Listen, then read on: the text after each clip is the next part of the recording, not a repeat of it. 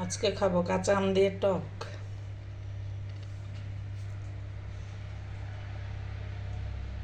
টাটকা মাছ আর কাঁচা আমের টক, সেই স্বাদ।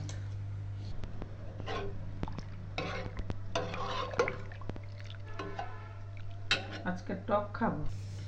বড় মাছের মাথার অংশ দিয়ে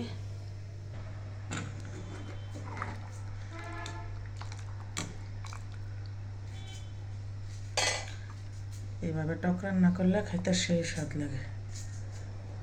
মাছের মাথা দিয়ে আর কাঁচা আম।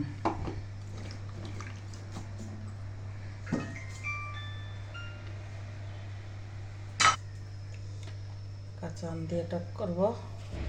এই হচ্ছে আমাদের আম গাছের আম। এই গাছটাতে 12 মাসে আম থাকে। 12 মাসে আম গাছ, মানে পুরো সিজনে আমরা আম খাইতে পারি।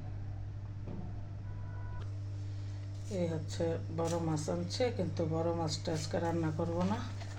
আজকে রান্না করব গরুর মাংস। আজকে গরুর মাংস রান্না করবো, পেঁপে দিয়ে রান্না করবো।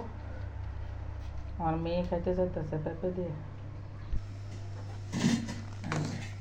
আমাদের টক হয়ে যাচ্ছে, তো আম আর একটু পরে দেবো, বেশি টক হয়ে যাবে। তো আগে মাথার